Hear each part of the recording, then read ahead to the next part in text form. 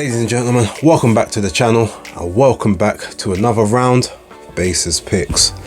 As always, please like and subscribe, share with a friend, a colleague, a relative, an associate, an enemy, any and all in between. It's appreciated. I know there hasn't been much content on the channel this week. Been sorting out some other stuff, but with that being said, I'm going to try and get some more additional things up later on today, tomorrow, before I end up going to Selhurst Park for the boxer card. And also I will be scheduling a watch along for the Matias versus Paro fight, and if it doesn't come on at the same time, the Davis versus Martin, and hopefully Benavidez versus Gvozdyk.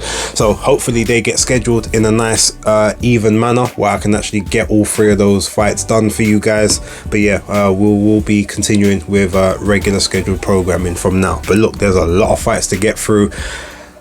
I don't know how long this video is going to be, so I apologize in advance if it's a long one. But with that being said, let's get into the picks.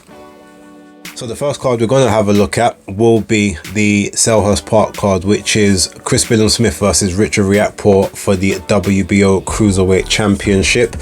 I'm going to talk about a couple of the fights on the undercard. Primarily, the first one I do want to talk about is Isaac Chamberlain versus Jack Massie, and this is for the vacant EBU European Championship and I think the Commonwealth title as well.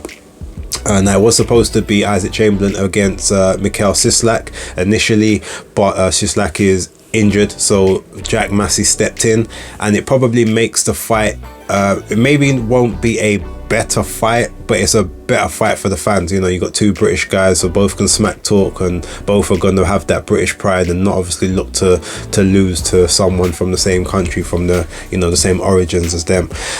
One thing that you normally will sort of see in this kind of event is Jack Massie is pretty good. He's pretty good at moving. He's got very decent power, and he's also got quite a good strong work rate. Isaac Chamberlain, very slick, he's got very good movement himself. He probably doesn't hit as hard as Jack Massie does, like I guess, you know, sort of punch for punch, but he is good at being able to throw punches in sequence, not necessarily big combinations, but he can sort of put a good 2 or 3 punch salvo together in a short space of time if he's given sort of the right time and space and distance to do so.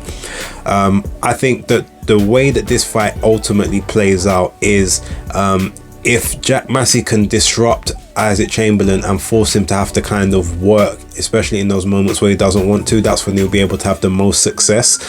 But I do think that Isaac is just a level, I think he's at a stronger and a bit of a higher level than sort of Jack Massie is. Obviously Massie was able to go the distance with Joseph Parker, but I'm not sure how many fights he's actually had since then, and he's taken this fight on pretty short notice. So while he hasn't been training a super amount of time for necessarily Isaac Chamberlain, Isaac has been in camp, even though he's been training for someone who's a little bit different to Massie. He's been in a camp for a lot longer, so I don't think that necessarily benefits Jack in this point. That being said, neither guy are massive cruiserweights in terms of having to sort of come down and make the weight, so luckily it's not going to be a draining experience for either guy. But when it comes to this fight, I do think the person who's kind of got a little bit more of the momentum on their side and a little bit more preparation time is Isaac Chamberlain. So I am going to go for Chamberlain to win this fight via points. I do think it will be a fairly spirited affair, but I do think that he will get it on points. I think it'll be a unanimous decision as well, but Massie will push him in spots, and he will have to sort of come through and show his heart. Next up, we got Ben Whittaker against Ezra, and this one is weird to me. I mean, Arenaker's, you know, 12 fights, 10 KOs. Ben Whittaker 7 fights, 5 KOs. Look, Ben's got all of the pedigree on his side. He's got all of the he's got the speed advantage from what I've seen. He's got the ring IQ advantage. He's got the movement. Obviously, he's unorthodox with some of his showboating and just his style as well. Very fluid. He still hasn't got a full-time trainer yet, which possibly is a concern. But I do know that he's got Joby Clayton training with him, who I think is also his godfather. So he's kind of got that stability to a degree, but he just doesn't have a full-time trainer that he's working with.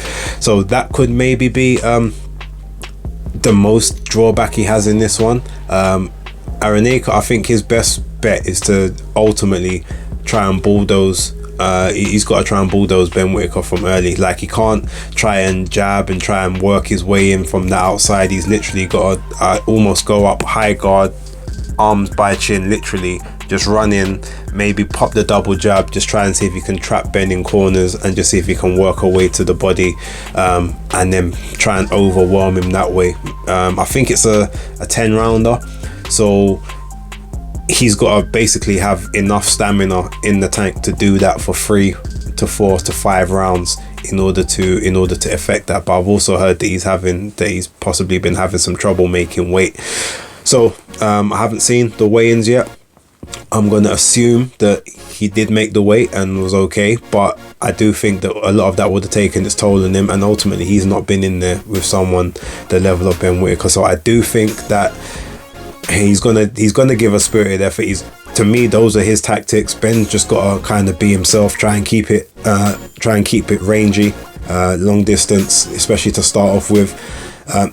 Step behind the jab, throw the backhand maybe to the body after throwing to the jab. Just throw punches at different trajectories to confuse Araneka, so he doesn't actually know where to defend, whether defend the head, defend the body, to sort of be able to do both. But I do think that after maybe a spirited effort in rounds number 1 and 2, Ben will sort of dominate the rest of this fight for, I think, maybe 4 or 5 rounds, and I've got him taking Araneka out in about round 7. So that's kind of my prediction for that one. Now, moving to the main event, you've got obviously Chris Billam-Smith versus Richard Riakporhe. Now, Chris is tough. He's a tough guy. I've spoken to him a couple times, and he said to me, and every time, like, look, he does get hit, but a lot of the time he's not getting hit as clean as people think he is. Like, he is riding a lot of shots, and he's not, taking the punishment that people think he's taking. But after the Masternak fight, I have to disagree with him, because he's taking shots. Obviously, I'm not saying that Masternak is not a good operator, he is, but he's taking shots by, someone like Masternak, who's not even that big a puncher, but he was taking those shots clean, to the point where I'm pretty sure Masternak did leave a cut over his eye, obviously, before he managed to invest in the body to stop him. The fight prior to that, obviously, I know he was really ill prior to that, but with the fight with Lawrence Okolie, like, he took a lot of big shots in that fight. I still, funny enough, I had it scored a draw between the two of them. I do think that Lawrence Okolie, he got dropped 3 times and had 2 points taken off from the referee, but I did actually think I had him winning 8, I think it was 8 or 9 of the rounds, and I think the only rounds I gave Billam-Smith were the rounds that he dropped Okolie and possibly one other one. But he was taking quite a few shots. He's taken shots, even at European level with Tommy McCarthy. He took quite a few shots against Richard Riakporhe the first time. But one thing he does have is he's good at being able to sort of smother the distance and to get in close and to sort of work up close, whereas Riakporhe needs a lot more time, he needs a lot more leverage, he needs a lot more room to be able to let the shots go. And I think because of that, in the first half of this fight especially, I feel that Chris, his whole game plan will be to collapse the pocket, to make sure that he can get closer to the mid-range, to the inside, maybe to hit and hold, maybe to try and push Richard Riakporhe back a little bit so he can't get that full extension on the arms. But I think in also doing that as part of his game plan, he is going to get hit with some big shots, and obviously if Richard Riakporhe hits you, it's not the same as Matias Masternak hitting you or Tommy McCarthy. And I think at some point in this fight he's going to walk onto something which is probably going to wobble him. He may go down, he may not, but I feel like he will get wobbled a couple of times. and I feel like Richard will then sort of, he'll look for the kill, possibly not get it, but he'll take over some parts of the second half of this fight when Chris is a little more tired.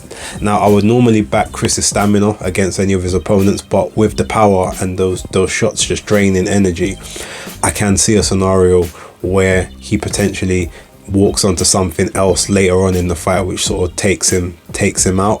But I'm gonna go on the premise of he might be a bit battle worn at the moment, but I feel like he's got enough in his locker to come through this fight. So I do see this fight going to points, and I do see Richard Riakporhe taking it on points. I'm gonna go unanimous decision, but I wouldn't be surprised if it's a majority or possibly even a split, but I'm gonna go unanimous decision for Richard Riakporhe. Okay, so next up we've got Matias versus Paro. I can't remember a lot of what's on the undercard for this, so I know that what's her name? I know Sky Nicholson's on the undercard. I think, is Andy Cruz on the undercard of this one, or is he gonna be on the Philly card? I think he might be on the undercard of this one as well. No, sorry, he's on the undercard of the August fight. I literally can't remember the undercard, so we're just gonna talk about the main event. Paro, from Australia, very big puncher. Obviously, his last fight out, he beat up Montana Love, stopped Montana Love. I think it was in the 6th round. He's good. Like, Paro is a very good operator, and he's got very good boxing skills. He's one of the gems of Australian boxing at this point in time. One of the uncrowned heroes. But on the other side of the coin, you've got someone like Matias, who is just basically, he's a wrecking machine, and he's not the kind of guy that's gonna throw like heavy punches in every shot, but every shot he hits you with, you know that you've been hit with something, and he varies up the punches, he varies up the power, but he works in such a way whereby he just doesn't get tired, and so he'll just pound on an opponent like for 2-3 minutes of each round, comfortable, because he's not throwing his entire body weight into every single shot. But one moment you might get a tap, oh okay, I felt that one, then then another tap, maybe then the next tap's a little harder, then it goes lighter again, then there's a big shot that comes over the top, and you're just kind of not prepared for the amount of attritional damage that you're taking. And that's the biggest issue. Whereas I think like the last 4 or 5 guys that he's faced have all retired on their stall. They just didn't want any more. Now, Paro, I don't think will do that. I think no matter what happens, he's going to stay on his square. He's going to go out on his shield if that was the case. But I do think, especially the first half of this fight, I think Paro is going to be in quite a commanding lead. He's got good movement and he's got good power. He's not going to just be sitting in the pocket trading with Matias, left, right and center. It just doesn't make sense for him. And that's not the kind of guy he is. He's very economical. He'll move about, he'll try and pick the best shots, and he'll let them go in sequence like that. And I do think so, sort of the first 4, 5, 6 rounds, he will be in a handy lead, maybe like a 5-1 or 4-2. And just sort of just working away, trying to work away from distance. But I think having to set that pace, and obviously having to be in someone else's back garden, hearing the crowd, hearing the roar and all of that, I just think it will get to a point where at some point he'll slow down a little bit, maybe have to trade a bit more.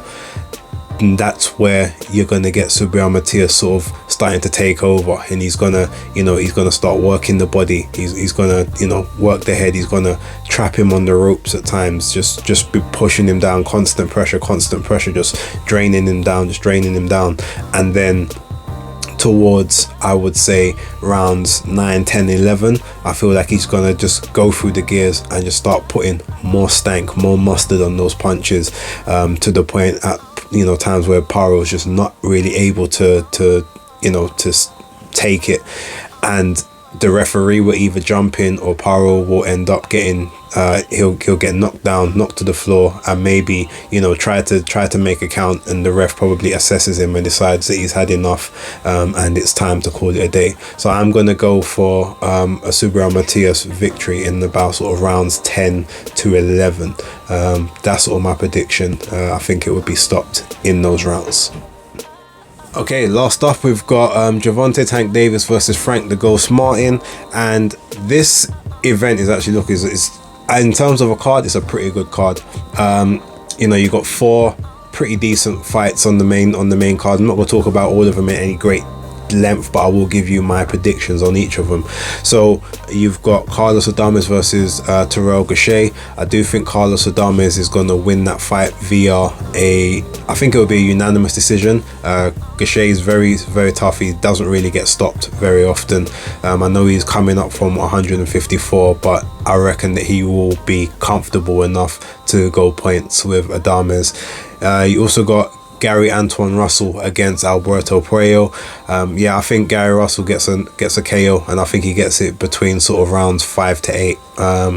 I would say probably about round 6 or round 7. Parro's a decent operator, but hasn't got a huge amount of power, and he's, Antoine Russell, I think he's got a point to prove here. So that's kind of how I see that one going. In terms of like the co-mains now, so you've got David Benavidez versus Alexander Gvozdyk, and this is definitely the most intriguing fight of the entire weekend. So with David's team, a lot of the stuff that they've been saying is, well, he's literally just not had to cut the last 7 pounds from super middle up to light heavy, and they said that he was pretty much on weight or on track for weight about 48 hours ago, and you can see it in his face. He's not as drawn, he's not as gauntly looking as he usually is, and they said, look, he's a 168 pounder still, he can quite easily still go back down there. Now if that's the case, I definitely think he's in problems here, especially if you look. Alexander Gvozdyk, I think, is a little bit taller than David Benavidez. He's got a much wider back, he's a lot more sort of thick set as an individual, and he's definitely the hardest puncher that David Benavidez has been in the ring with. Benavidez is probably his best asset here is the fact that because he's not draining those extra 7 pounds, that may give him a little bit more punch resistance or even a little bit more energy reserves, because he's always quite good with his energy management and his stamina. So hopefully that will be a benefit to him. But in terms of his body shape and obviously him being fleshy, he doesn't hit anywhere near as hard as Gvozdyk. And I think they're banking a lot on the previous sparring session they had about 7-8 years ago, and at that time he was actually a champion, and Gvozdyk hadn't fought Adonis Stevenson yet, which is a very key component.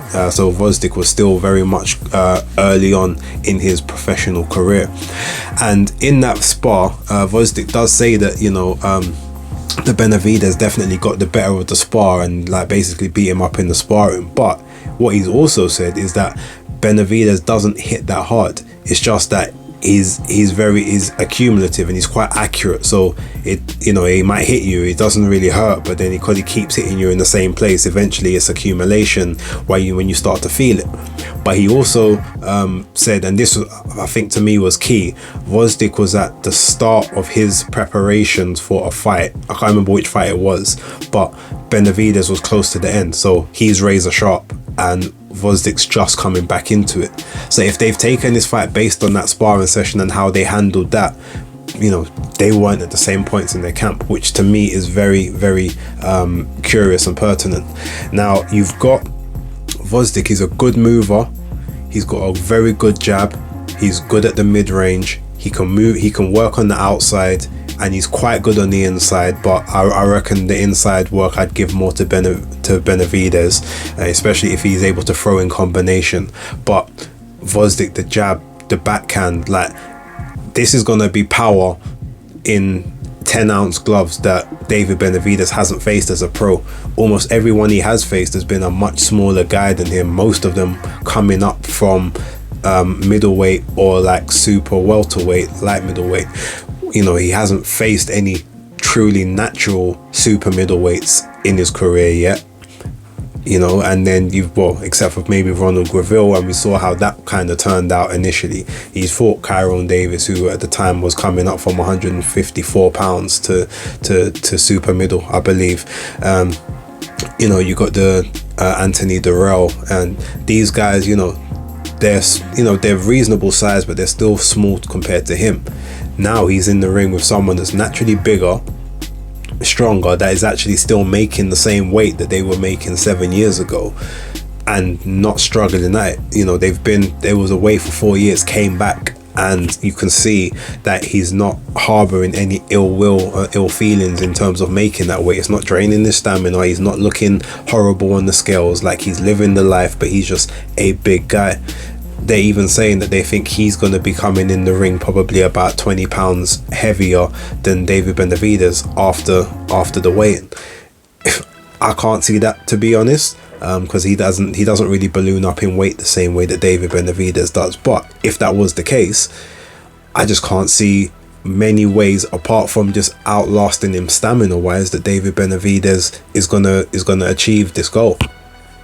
If he steps square on like he's been known to do, especially throwing that backhand, he's gonna walk on to very heavy jabs. He's gonna walk on to very heavy right hands. And if I'm real, I don't really trust his chin. I don't. I think there's a reason why he hasn't really been in the ring with many punchers up until now. Part of that could be preservation, but I think part of it is maybe, especially when they had him draining himself to 168, they were just worried about the punch resistance. Now again, I think it could be a bit better coming up to 175, but when I look at the two of them, he's got more pro experience than Gvozdyk, but he doesn't do anything better than Alexander Gvozdyk does, apart from maybe maintain his stamina and have the endurance. That's the only thing that I can possibly see. So it's crazy, but I'm looking at this fight and I just see Alexander Gvozdyk. I still see that old, the nail. I still see that old guy that, was in the ring giving Artur Beterbiev hell until he got stopped. I see the guy that put Adonis Stevenson in the hospital and took, and basically took his career from him. I can still see remnants of that guy. I see the guy that, that beat the hell out of Rickard Bolotniks last year on his comeback trail in his second fight back. This is to me, maybe I'm seeing things differently, but also the fact that David Benavidez, every single interview he's been doing, he's not talking about being at light heavyweight. He's not talking about fighting the champions. He's still talking about Canelo. Every interview is Canelo. He doesn't want to fight me, this, that, and the other. 168, I'll go back down of it. Like, he's not focused on this guy that's in front of him. And I think all of that is a recipe for disaster. So I'm actually going with Alexander Gvozdyk to win this fight. And I think it's going to be by stoppage. I think he's going to take him out between rounds 9 and 11. But I'm going to go I'll say 10 to be comfortable. I'm going to say round 10. I think he's just going to nail him after hitting him, repeatedly with several shots that he hasn't experienced before. And yeah, I think Gvozdyk wins.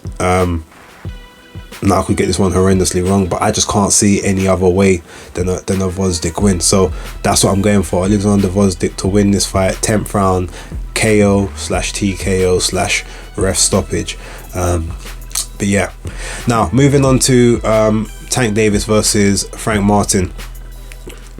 The build up to this fight has been extremely lackluster, but it's a fight to me where, I mean, look, what's Tank Davis is 29-0, 27 KOs. Frank Martin's 18-0 with 12 KOs.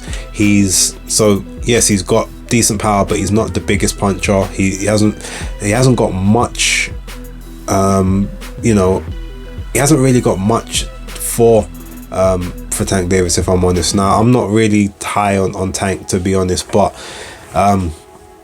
what's this? I think this is Southpaw v Southpaw, so that could be an interesting bout there.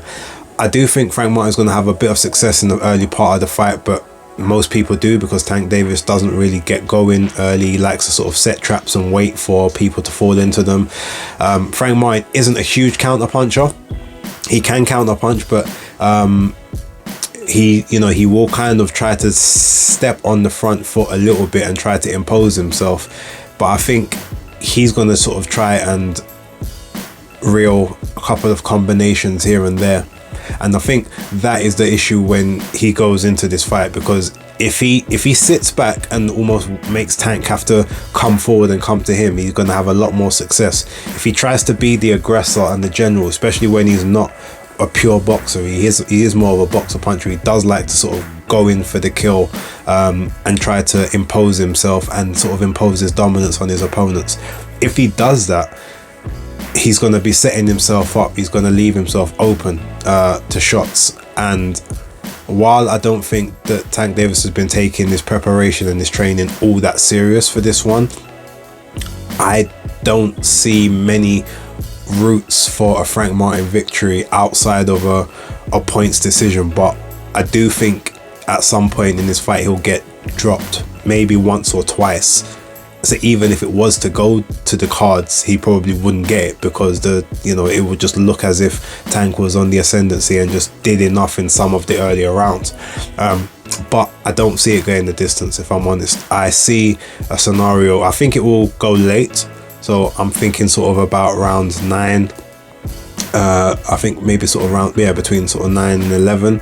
I'm not sure which round in particular, but I can see sort of Frank Martin getting hit with something in those later rounds, getting dropped, and either the ref waving it off or him not being able to make a count. I reckon it'll probably be off a counter left hook. So that's my prediction. I do think Tank Davis does win by KO/TKO between rounds sort of 9 to 11. You can pick whichever round in that you want.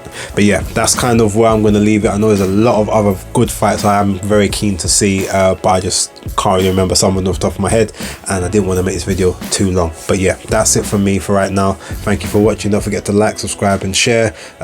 Look out for more content coming out later on today, and don't forget we will be doing the watch along for those late night cards. So yeah, hope you enjoyed, but until then, Spaces Picks locked.